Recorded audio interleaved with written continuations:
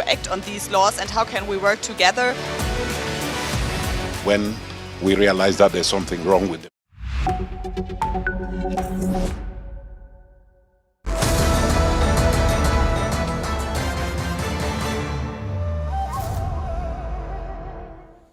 Hello and welcome. I'm Thomas Porteous and you're watching the China Report on NewsX World. Let's take a look at some of the top headlines of the hour. A top US Democrat calls for an investigation into 4 Chinese firms alleged to be supplying components to Nexperia. Lawmakers say a formal review is needed to assess any potential security risks. South Korea's Coast Guard says negligence may have caused a ferry to run aground before it was safely brought back to port. Investigators question the crew as damage assessments continue.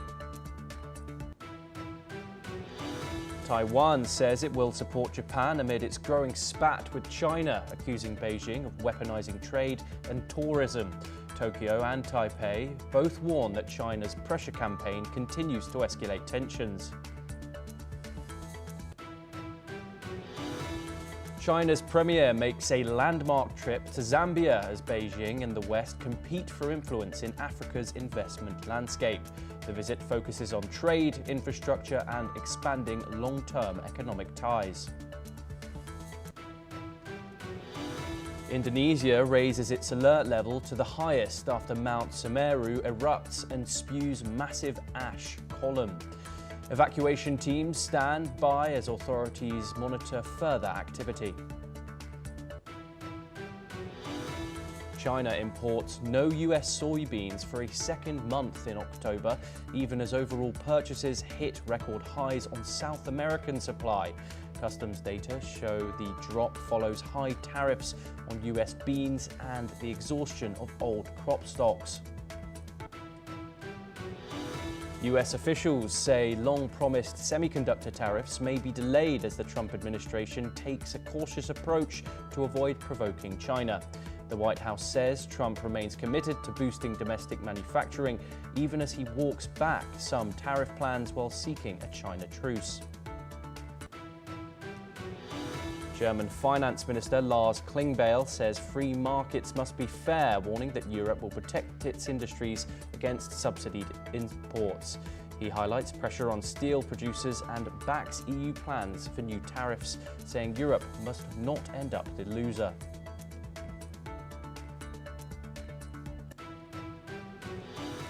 Those are the headlines of the hour, and we start with our top story. A senior US Democrat is calling on the Commerce Department to launch an urgent investigation into 4 Chinese semiconductor firms that may be connected to the Dutch chipmaker Nexperia.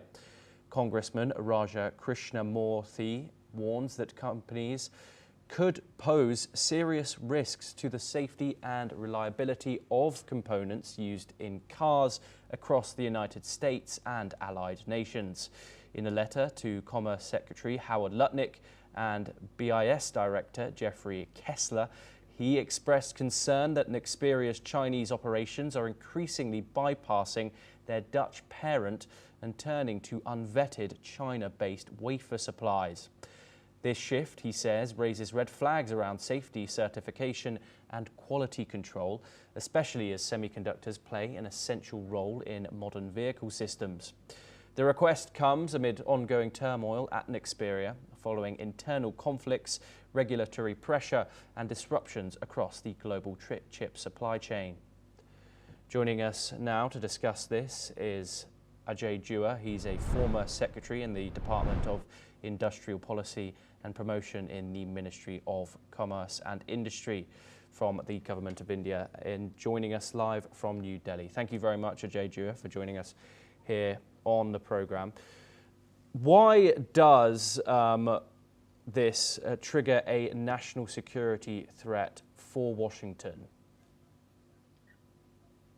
I'm not surprised that the United States has reacted the way it has in this particular case, because the Chinese, no doubt, control, having bought the company in 2017 or 18, I think 17, and made it a subsidiary of the Wing Tech Electronics of China, in which in the parent company, the Chinese government has a share. So it is a industry controlled partially by the Chinese government, but it happens to be located in Netherlands. The Netherlands is being warned by the United States under their so-called BIS 50% new rule, saying that if the parent company is being sanctioned, then a subsidiary company in which the parent company holds 50% or more automatically falls in that category. So under pressure from the US, because it is an important component for the particular number of industries, particularly the automobile industry, finds itself in a dilemma. So first they took over the management of the company under the pressure of the United States because they feared leakage of technology to the Chinese. Now that the Chinese have threatened with end products being restrictions being imposed on the end products, and the result is today one doesn't quite know how it's going to resolve, but the Chinese do seem to be able to control it in two manners. One, with their control over the rare earth supply, and then also the end products exports. So the Chinese have acted as expected, but one doesn't quite know how it would end. Yeah, and do you see this as a genuine security issue or part of the broader US-China tech war where politics drives the investigation? I think so. It is clearly an issue in which Netherlands and Europe finds itself, but the major issue is the technology war between, as you said, between the two giants, the US and China. And China is not going to give up so easily. It has weaponized all the leverages which it has, as we know, over the years, and much more over the last few months. And it's going to be fighting it to the end, because rare earth control by itself isn't enough if critical items like semiconductors are on it, it's not able to have a control. So I do think that the larger issue has to be settled first between the two large country economies. Only then will this issue see some resolution. Yes, Dr. Ajay Jua, thank you very much for taking the time and speaking to us on NewsX World. We now move on, and the South Korean Coast Guard has arrested the first officer and an Indonesian crew member for negligence after a South Korean ferry carrying 267 people ran aground on an uninhabited island off the country's southwest coast. This comes as the South Korean Coast Guard had earlier said it was investigating the captain, the first officer and the Indonesian crew member, as it had suspected that negligence by the captain or the navigating officer may have been the cause of the accident. Let's in fact listen in to what the Coast Guard said about it. 이객선 좌초 사고에 대해서 해양경찰의 가용한 전 세력을 동원하고 여러 기관의 협조 속에서 승객 전원을 구조하였습니다. 현재 구조된 승객들은 순차적으로 목포 항으로 들어오고 있고 의료진의 점검을 받은 후 각자 숙소로 이동하고 있습니다. 그 부분은 이제 추가 조사를 해야 되는데 현재로서는 선장 또는 항해사의 과실로 판단하고 있습니다. Now the ferry had struck a rocky island near Jindo. All 267 people on board were rescued from the ferry, with 27 of them sustaining minor injuries. Meanwhile, passengers on the ferry have described the moment of the accident that jolted hundreds of people awake and triggered panic. Let's listen in. 이렇게 완전 잠들지 않아 졸고 있었거든요. 누워가지고. 근데 뒤로 몸이 밀리면서 막 큰 소리가 엄청 크게 마치 그 차량이 폭파한 것처럼 네 그런 그냥 죽을 수도 있겠다는 생각은 했어요. 네, 너무 큰 소리라서 아 이게 뭔가 큰 사고가 났겠구나. 근데 세월호 때 워낙 많이 봐가지고 이럴 때는 침착하게 밖으로 이동하고 구명조끼를 입고 대기해야 된다. 이걸 알고 있었어요. 근데 많은 사람들이 다 그렇게 행동을 했던 것 같아요. We next move over to Taiwan, and their foreign minister Lin Chia-Lung has publicly backed Japan as Tokyo faces rising diplomatic pressure from China. The comments come after Japanese officials revealed Beijing has signalled plans to ban all imports of Japanese seafood, an escalation in an already tense dispute.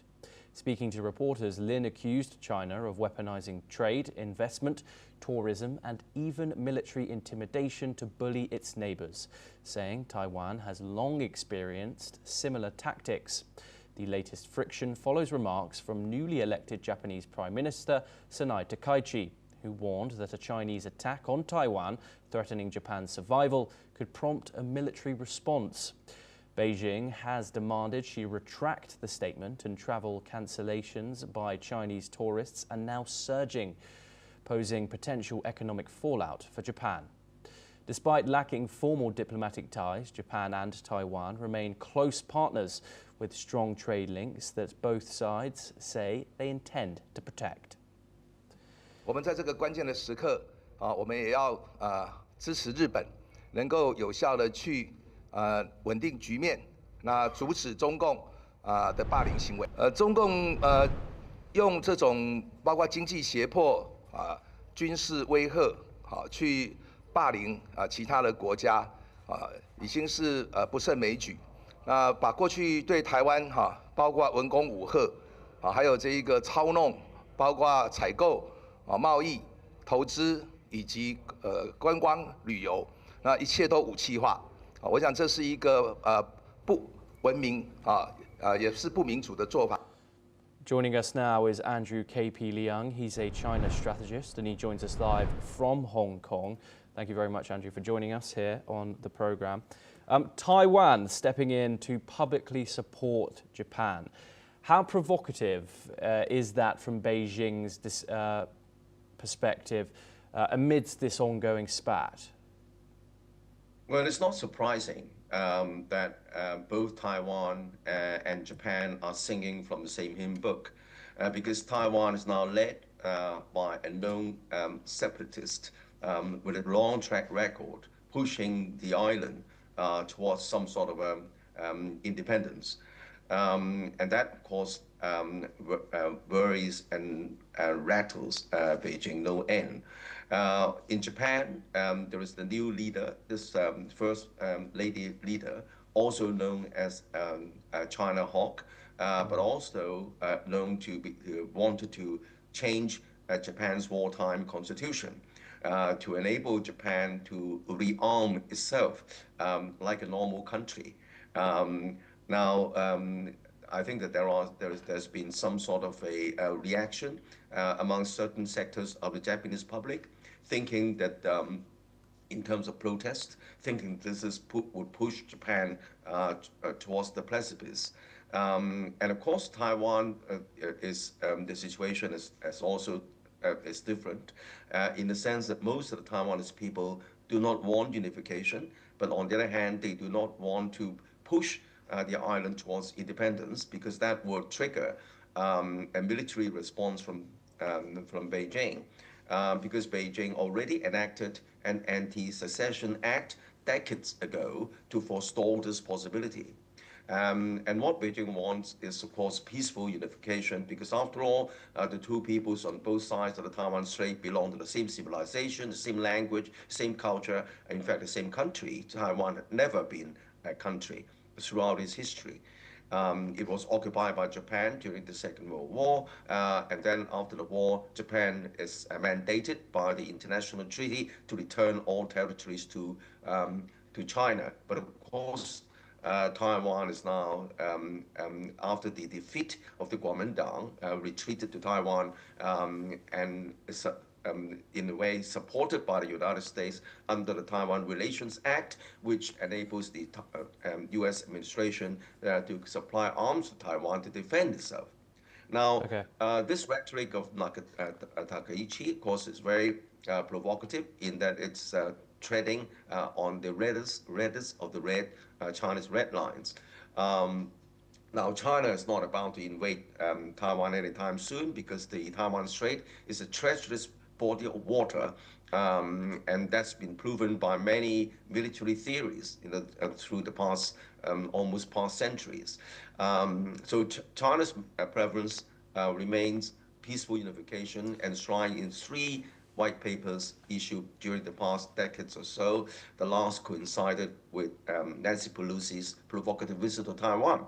Now, how the peaceful unification is going to come about, Beijing's calculation is that through a 3-pronged strategy, there should be a momentum pushing the island towards the negotiation for peaceful unification. The first one, of course, is a military deterrence. The second one is economic isolation or diplomatic isolation. The third is people-to-people exchanges. After all, the people belong to the same civilization and culture. And this is happening, tourism and so on. Andrew, going back to the spat, of course, with Japan, they have told Beijing has told all its citizens to not travel to Japan. It's also signalled bans on Japanese seafood. China, of course, has a long record of using economic coercion. Does that still work in 2025, where countries are diversifying away from China? Well, in a way, Beijing is learning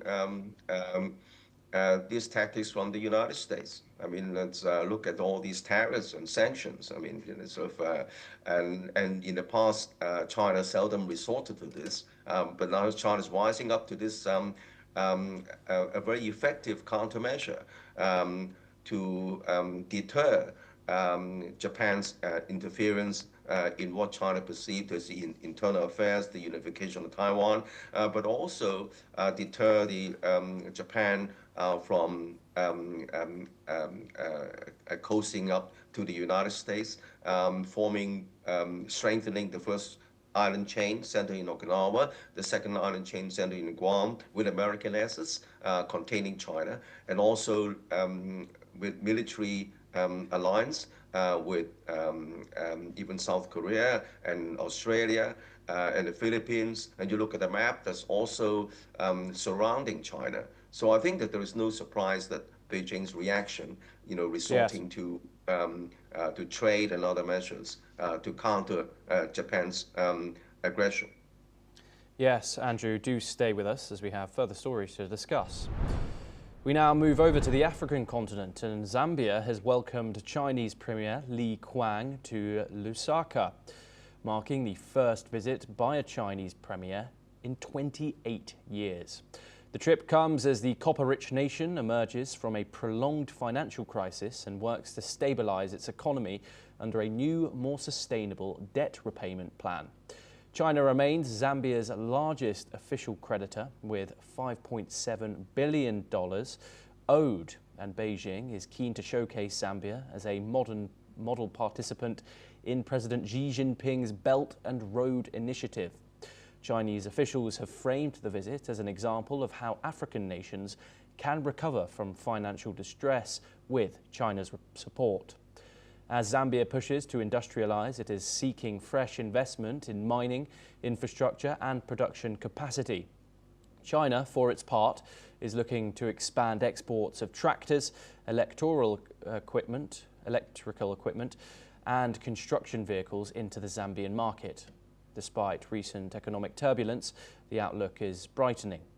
The World Bank projects that Zambia's economy will grow 6.5% next year, outpacing its average growth of about 5% over the past 2 decades. Andrew KP Leung joins us once again. What is Beijing trying to signal to Africa and the West with this trip?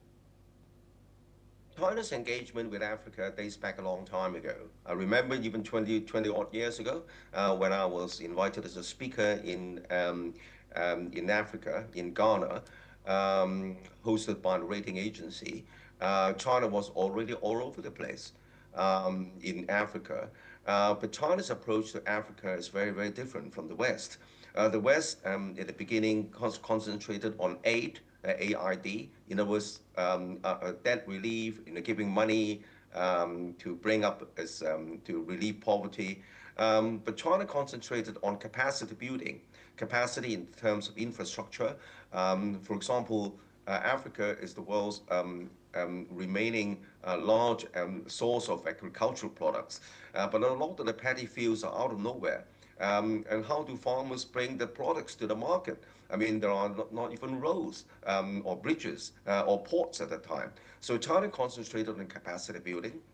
In other words, the belief is that rather than giving the poor people fish, you teach them how to fish. Now, the another big difference is that the China's engagement in Africa, all the Chinese, either officials or NGOs or companies, they operate in the field and they live together with the locals in very poor conditions. The Chinese, as some of the industrialists, some of the investors, they live in camps in the field. Whereas, for example, even the United Nations officials on aid, they live in hotels and drive in cars.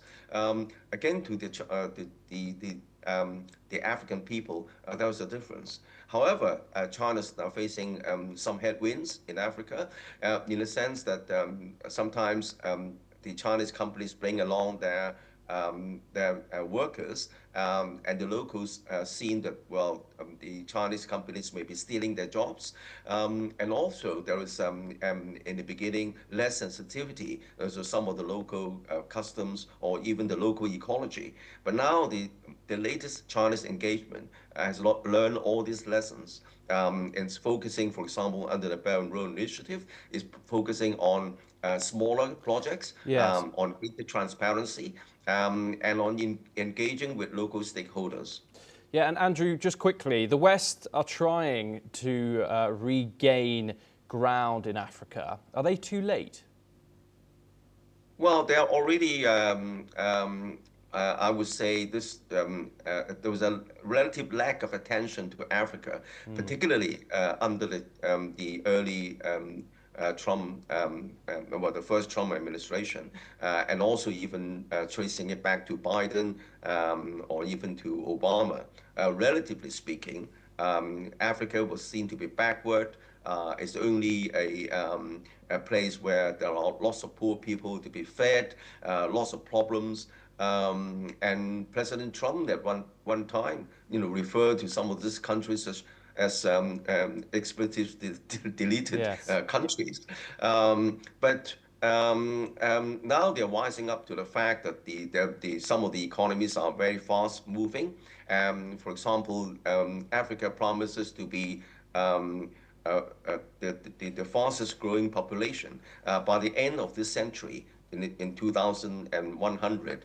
One out of four world population, as the population growth has shrunk in Europe, in Asia, almost 40% of the world population will be African.